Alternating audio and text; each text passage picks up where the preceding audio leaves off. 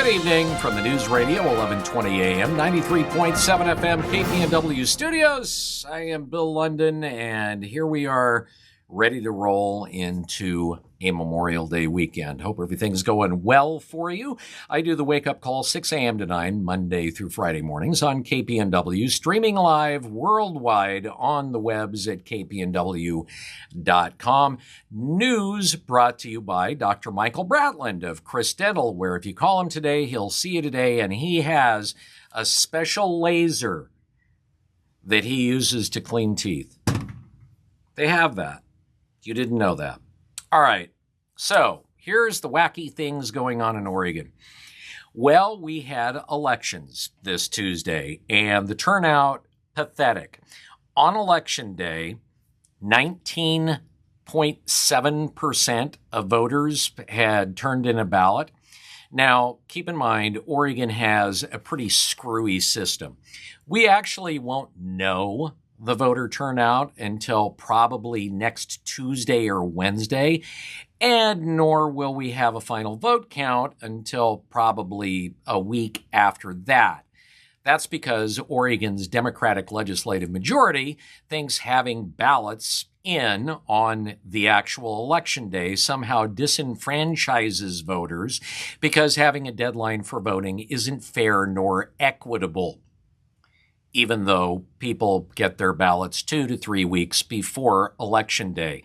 So, what that means is, I guess, according to the Oregon legislature, paying your bills on time, your taxes on time, meeting work deadlines, being to work on time and the like is just too hard for Oregonians. We can't handle it.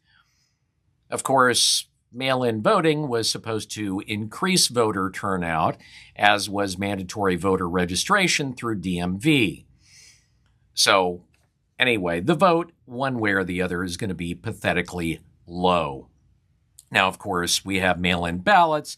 Used to be all the ballots had to be in on Election Day. Now, yeah, you can drop it into a mailbox on Election Day and it'll arrive and, So the vote count in Oregon goes on for a long time, leaving people wondering what exactly is going on. But at least there are some takeaways. With few voting, it probably goes to show that people are fed up with what they see as the political class in Oregon that continues to take Oregon to the bottom of most metrics. At least that's my thought. Of course, mileage may vary. So some things we can tell you, and there are some things that are probably pretty much decided. One of them is that Get Soft on Crime Multnomah County DA, that encompasses a big chunk of Portland, Mike Schmidt, has lost to Nathan Vasquez. George Soros gave over $300,000 to Schmidt so that he could win, and it didn't help. Now, it was expected and is shown in previous elections that the late votes in Oregon, the ones that get turned in, mailed in on the day of the election, tend to trend progressive. But even with that, and the low voter turnout, and the late vote count, essentially those folks who basically have observed this think that with the voting trends the way that they are, there is no way that Schmidt is going to win and that he's going to lose to Vasquez, Nathan Vasquez, who oddly enough was one of Schmidt's underlings. Schmidt was Vasquez's boss. So anyway, at this point, Schmidt called Vasquez and said, okay, I submit, you won, good luck. Now, when Schmidt won on his Get Soft on Crime platform 4 years ago, the sitting DA in Multnomah County at the time resigned a couple of days later, allowing Schmidt to take over a couple of months early. And so a lot of people have been asking, Schmidt, are you going to quit now early?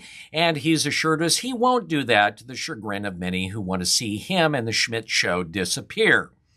That'll give time, of course, for Schmidt to create more havoc if he desires, or maybe write Vasquez up for insubordination just because for him it would be kind of fun.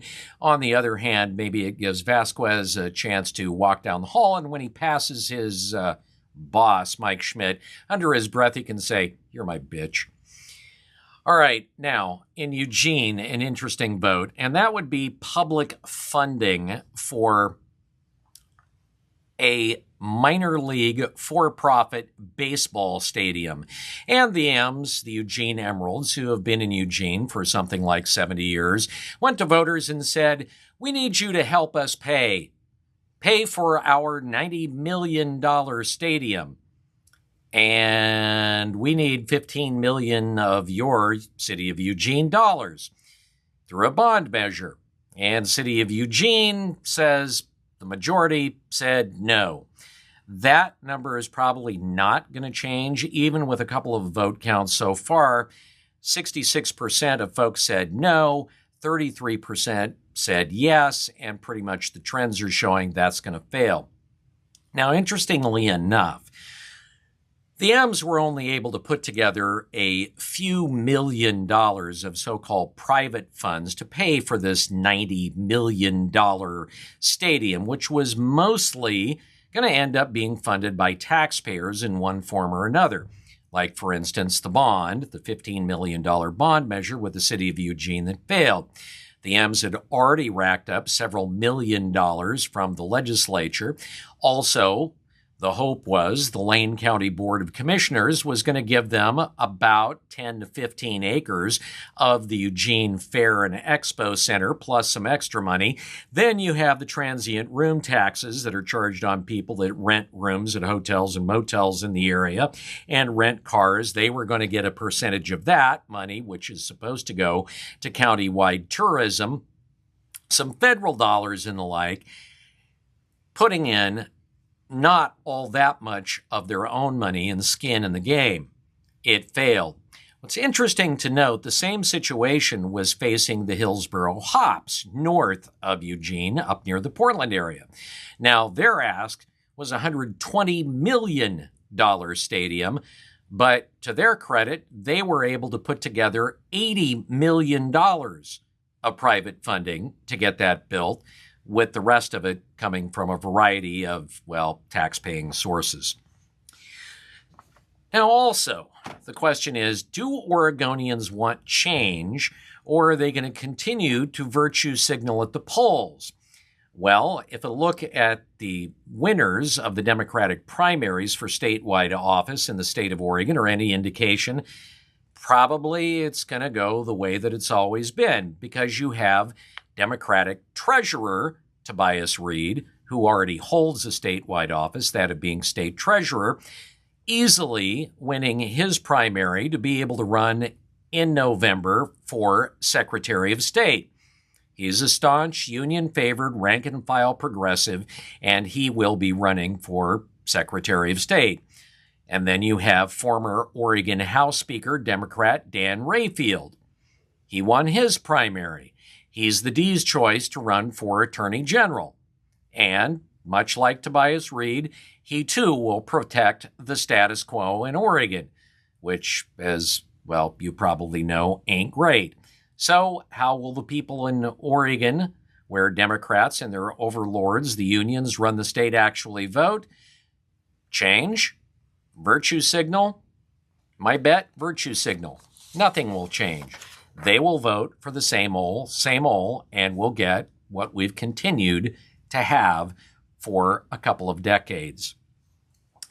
Another interesting measure that was on the ballot, and that is that Eugene voters, a very liberal city, had a chance to vote for a new sort of rating-based election system proposal. It's kind of like ranked choice voting, but there are differences.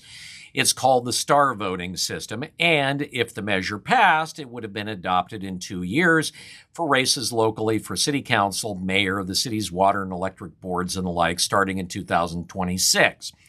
Now, under the system, voters would rate multiple candidates on a scale of 0 to 5, with supposedly the two highest scorers advancing in an automatic runoff, unless, of course, there were ties, which is allowed, and then everything gets kind of murky. And if you look at a description of it, it's messy and it's confusing.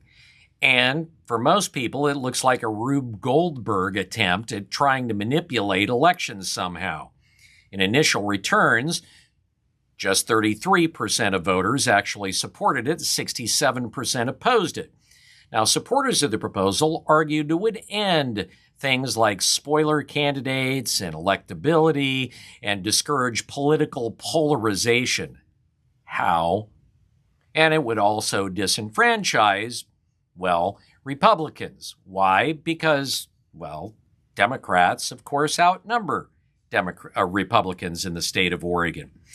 So everything looked like it was going swimmingly for star voting until in April, a number of nonpartisan voter advocacy groups came out and said, this proposal sucks. That wasn't their exact words, but that's pretty much what they said.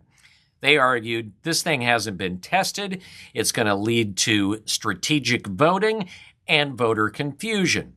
Sarah Wolk, a chief petitioner for the measure, said that, well, even though it failed, advocates will now provide resources for companies and political parties to adopt star voting. In other words, the spin and propaganda is going to begin in earnest again. And Wolk said she hopes the public can see the system in action so it can become normalized. Well, less than a month after a student-led protest at Portland State University, which led to a multi-day occupation and destruction of the campus library, a group of students chained themselves in front of the campus admin building.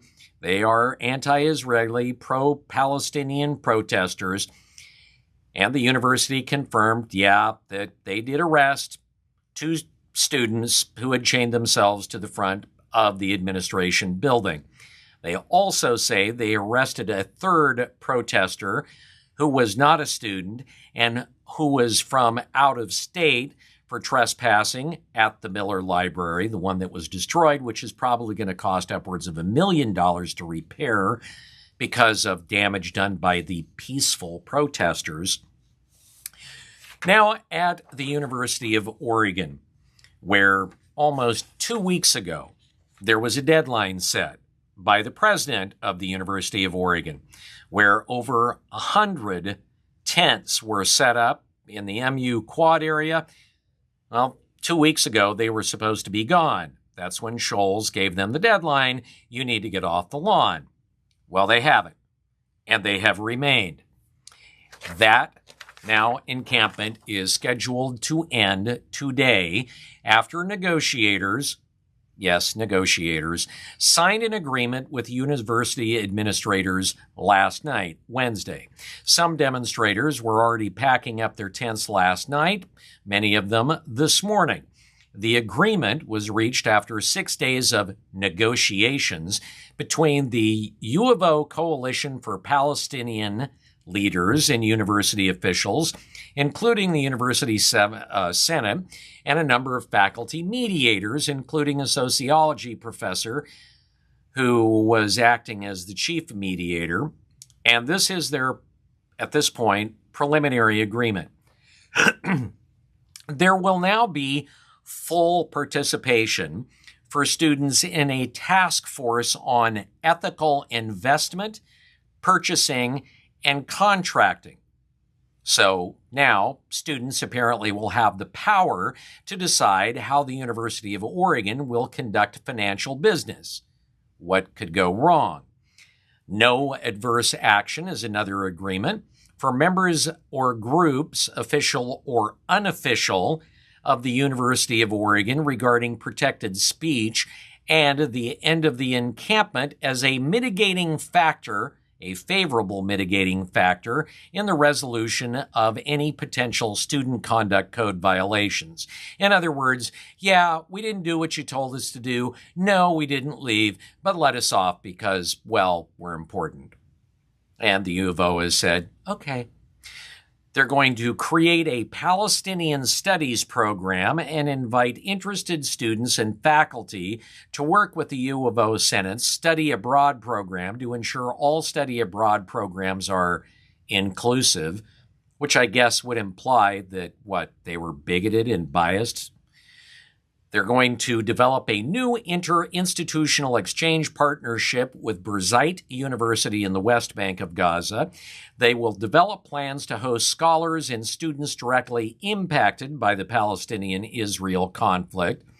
Of course, they will be Palestinians, likely few Israelis, unless they were Israeli protesters in Israel, provide scholarships for displaced students in Gaza transitioning to the U of O, develop a cluster of experts on the study of Israel-Palestine, cluster being the operative word. The agreement states no members or groups found to have been present at the encampment will face adverse action as a result of their participation in protected speech activities. The university's response to the coalition's request for amnesty is that the Office of Student Conduct and Community is committed to educational and, quote, student-centered process. Well, there you have it. That's a look at your news. It's coming from Oregon. Let that digest. Let it just burble there. Time for you to get real, Rick. Thanks, Dr. Michael Bratland of Chris Dental, for bringing the news. We appreciate it. Now, Rick, and now something real.